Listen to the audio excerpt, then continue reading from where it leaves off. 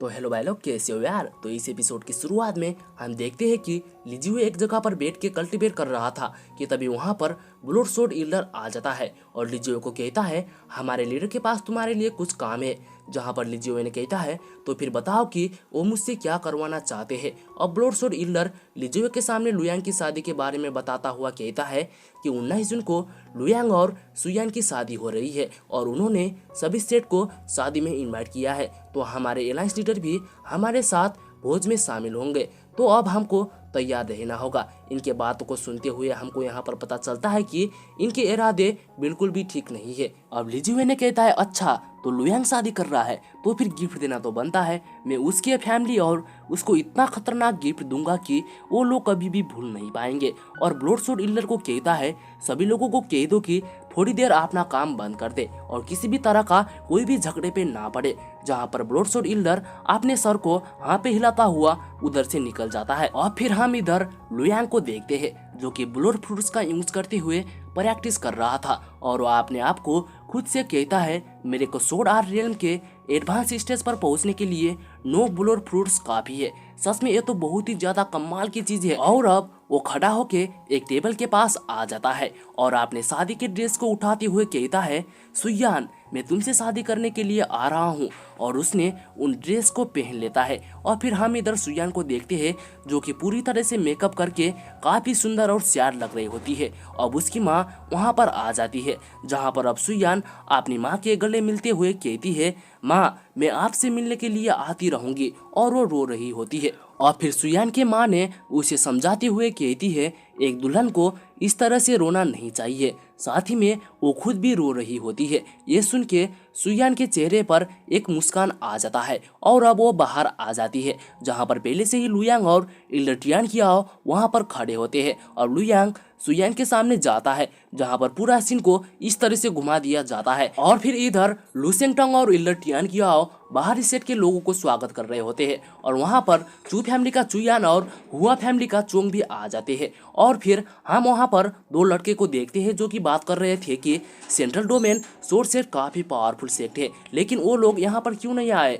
माना कि लू फैमिली अभी भी एक ब्लेड मास्टर फैमिली है, लेकिन उनको यहाँ पर आना चाहिए था, वरना तो ये सरासर डिसरेस्पेक्ट वाली बात हो गई ना। और वो दोनों ऐसे ही बात कर रहे थे कि तभी वहाँ पर ईल्डर जुन, बाई यू और उसुयांग आ जाते हैं जो कि सोर्स सेट से ही थे। अब लुसेंगटोंग और ईल्डर टियानकियाओ उनका स्वागत करते हुए कहते हैं सोर्स सेट के मेन लीडर और डेप्यूटी लीडर आप लोग यहाँ पर आए, आपका बहुत बहुत शुक्रिया। और अब ईल्डर टियानकियाओ ने उसुयांग को कहते हैं मैं पूरी गारंटी के साथ कह सकता हूँ कि तुम अपने सोड आर्ट रियल्म के मिडिल स्टेज पर पहुंच गए हो। अब ये सुन के लुसेंगटोंग ने ईल्डर टियानकियाओ को रोकते हुए कहते हैं कि इस समय में ऐसी बात करना अच्छा नहीं होता है। और ईल्डर को कहते हैं मैंने आपके लिए 3 खास तरह के सीट का इंतजाम किया है।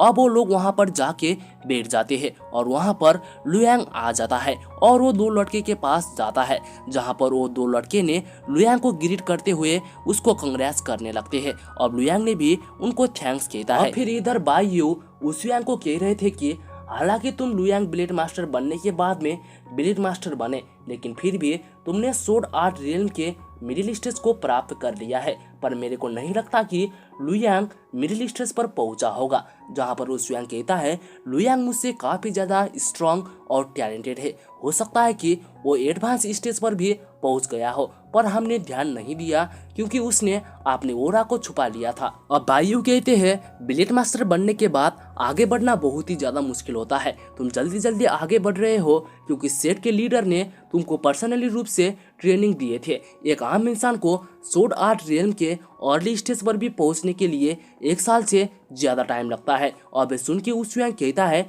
मेरे विचार में तो लगता है कि वो अभी के सभी हेवनली चिल्ड्रन में से सबसे ज्यादा पावरफुल है, मुझे नहीं लगता कि वो मुझसे कमजोर होगा। और फिर इधर लुयांग वो दो लड़के के साथ में बात कर रहा होता है कि तभी वहाँ पर चुयान आ जाता है और अपना इंट्रोडक्शन देते हुए लुयांग को लड़ने के लिए चैलेंज कर देता है। ये देख के वो दो लड़के भी काफी ज्यादा हैरान हो जाते हैं। अब लुयांग ने कहता है तुमने मुझसे लड़ने के लिए बिल्कुल ही सही समय चुना है, तो मैं भी तुम्हें मजा दिलाने के लिए तैयार हूँ, लेकिन फाइट होने के बाद जो रिजल्ट आएगा उसके लिए कोई भी किसी का दोष नहीं देगा। अब चुयान ने कहता है ठीक है, लेकिन कोई भी डिवाइन वेपन का यूज नहीं करेगा। अब दोनों लड़ने के लिए बाहर आ जाते हैं और देखने के लिए ऑडियंस जो पीछे खड़े हैं।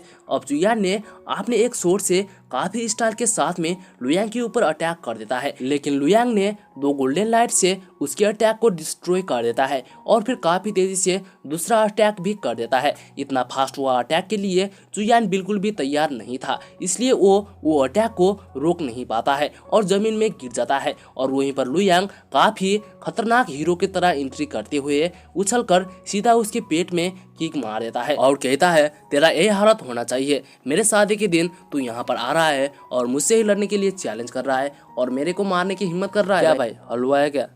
अपन को कोई भी कर नहीं सकता ब्रो। अब उस वैंग ने बाइयों को कहता है तुमने देखा ना, खुद मैं इतने जल्दी चुयांग को हरा नहीं सकता। लुयांग मुझसे काफी पावरफुल है, वो कम से कम मिडिल स्टेज पर है।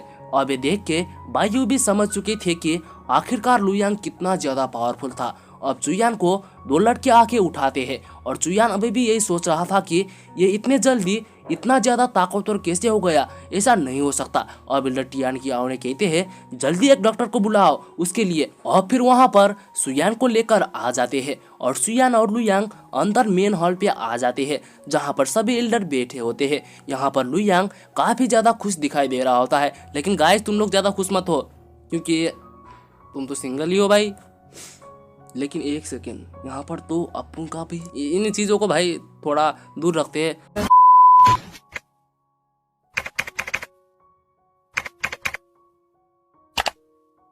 I love you. I love you too.